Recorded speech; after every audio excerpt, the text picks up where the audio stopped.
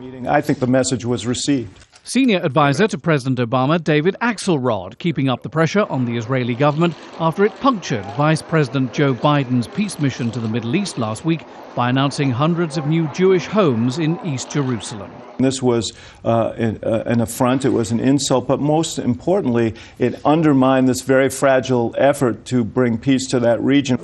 At Sunday's Israeli cabinet, the Prime Minister urged calm over the dispute. This is an unfortunate incident that was done innocently, but was offensive and of course should not have happened. We have appointed a team of senior government officials to identify the series of events and in order to guarantee such incidents will be prevented in the future. The most important thing is to emphasize that the State of Israel and the US have mutual interests. And those mutual interests are now under serious strain after Joe Biden, long known in Israel as one of its staunchest supporters, was embarrassed so publicly. The Palestinians immediately put the brakes on proximity talks, the latest setback to a peace process that has yet to go anywhere. For this announcement to come at that time was very destructive.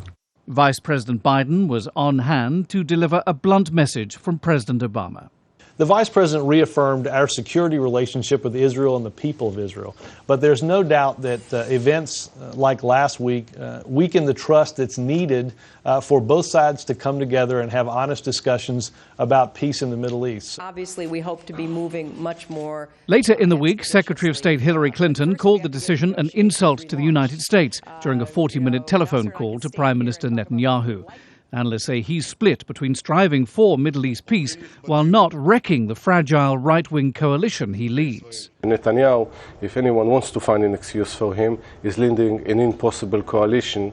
He can stay in power only if he does nothing. If he does anything out of the routine management of government, he might find himself without a coalition. It's not known what angered the White House more, the timing of the settlement activity announcement or the settlement activity itself. Israel is showing no signs of cancelling the project.